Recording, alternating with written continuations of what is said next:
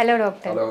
Doctor, babies ఒక 1 year, 1.5 year అయిన తర్వాత నుంచి ఎలాంటి ఫుడ్స్ ప్రిఫర్ చేయాలి? అంటే హెల్తీగా ఉండడానికి, బ్రెయిన్ షార్ప్‌గా ఉండడానికి ఎటువంటి ఫుడ్స్ తీసుకోవాలి? మనము ఇంట్లో అమ్మమ్మలు, నానమ్మలు ఏదైతే మనకు పెట్టారో హ్మ్. 25 ఏళ్ల కింద నుంచి ఆ! These are all time tested foods. Hmm. ఇంట్లో చేసిన ఆహారము, హ్మ్. ఘన ఆహారం, balance diet, hmm. Rice, dal, vegetables, milk, egg, hmm. all these chicken, whatever it is, homemade balanced diet, okay. fruits, fresh fruits, okay. ఇవన్నీ తింటే వేరే పర్టికులర్ గా supplements ఇవ్వాల్సిన అవసరం లేదు. Okay. Most important is to keep and watch. మీరు బయట food ఎంత తింటుండ్రు, ఆయిలీ ఫుడ్ ఎంత తింటుండ్రు, హ్మ్. సాచురేటెడ్ ఫుడ్, ట్రాన్స్ ఫ్యాట్ ఉన్న ఫుడ్ ఎంత తింటుండ్రు, సాచురేటెడ్ ఫ్యాట్ ఉన్న ఫుడ్ ఎంత తింటుండ్రు, aerated caffeinated drinks, cool drinks ఎన్ని తాగుతుండ్రు, దాని మీద కన్ను పెట్టాలి. ఓకే. మనం ఇంట్లో చేసిన ఆహారము ఎప్పటికైనా హెల్దీయే ఉంటది. హ్మ్. సో దాని గురించి మనము పెద్దగా ఆలోచన చేయాల్సిన అవసరం లేదు.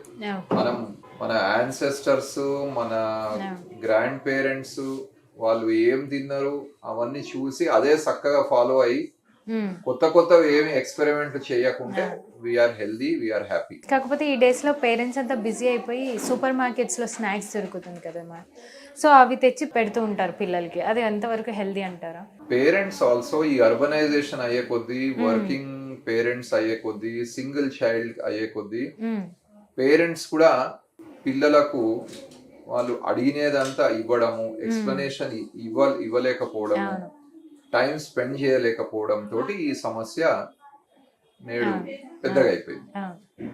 ఇంట్లోనే వండి, ఇంట్లోనే స్నాక్స్ తల్లియే చేసి పెడితే డెఫినెట్ గా ఈ బయట నుంచి తెచ్చే ready available snacks consumption definite గా తగ్గుతుంది.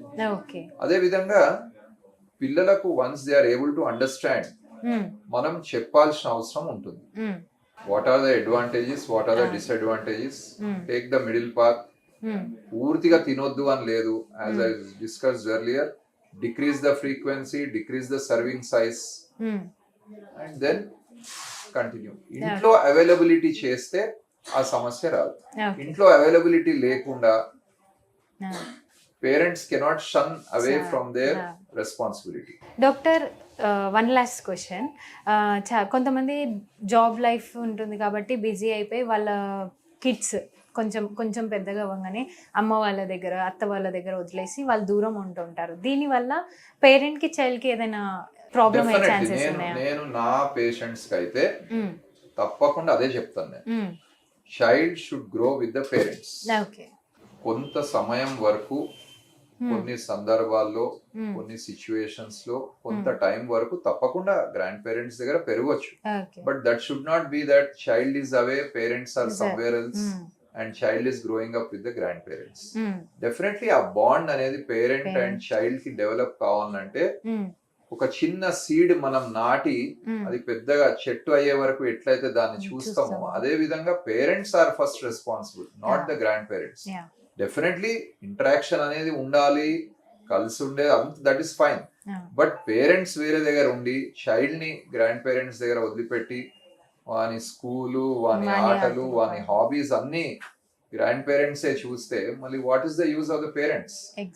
Parents should take active part in bringing up there child, whether they are in a different place because of a job, financial reason, any other reason. But priority ఇచ్చేది పిల్లలకి ఇవ్వాల్సిన అవసరం ఉంటుంది. Temporary basis it is accepted.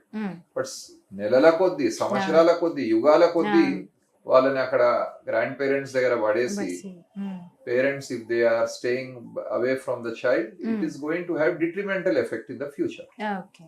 పిల్లలు పెద్దగా ముఖ్యంగా adolescent age లో వచ్చినప్పుడు వారితో ఎంత బాండ్ ఉండాలంటే they should be able to discuss everything under the sky.